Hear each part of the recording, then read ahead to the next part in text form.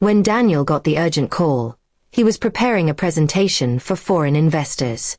The nurse's voice was sharp with concern. "Mr. Daniel, your wife delivered a baby. She's in the ICU, please come quickly." His hands froze on the laptop keyboard. Wife. Baby. Daniel wasn't even married. Still shaken, he rushed to the hospital. His mind battled between confusion and disbelief. Was this identity theft? A prank? Or some dangerous mistake? He had no answers, only questions that grew louder with every passing minute. At the hospital, nurses treated him as though he were a grieving husband. They pulled him into a room where a frail woman lay weak and pale. Beside her cribbed a newborn. When the woman saw him, she whispered with a cracked smile, "Daniel, you came." Daniel's stomach turned. He had never seen her in his life. The hospital forms listed his name, company, and phone number as emergency contact. Even his signature was there, though he had never signed anything. It was a deliberate setup.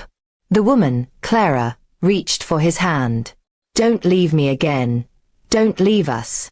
Her words struck him like knives. Who had poisoned her mind with such lies? Why was she convinced he was her husband? Over the next days, Daniel dug for answers. What he found was betrayal so cold it chilled him.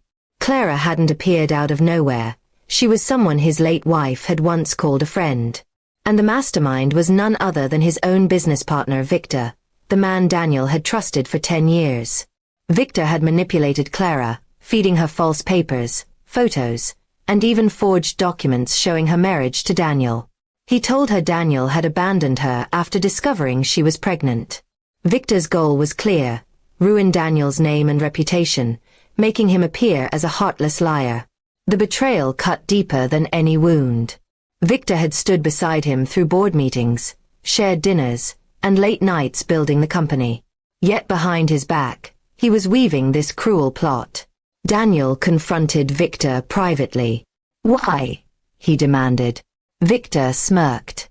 "Because you stole everything from me. The company should have been mine. Now the world will see you for what you are, a fraud who abandons women and children." Instead of exploding in rage, Daniel planned carefully. He gathered evidence, recordings of Victor's conversations with Clara, forged documents traced back to his office, and financial transactions showing he had paid Clara's bills under Daniel's name. When the truth surfaced, Victor's betrayal became public. Investors turned on him, police charged him with fraud, and his reputation burned to ashes. Clara, devastated, realized she had been a pawn. She wept, apologizing for believing the lies. Though Daniel forgave Clara, he could not forget how close he had come to destruction.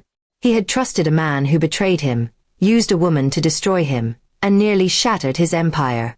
On the day Victor was led away in handcuffs, Daniel stood tall but hollow.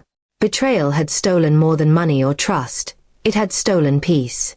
He left the hospital, not as a husband or father, but as a man who had learned the bitter truth.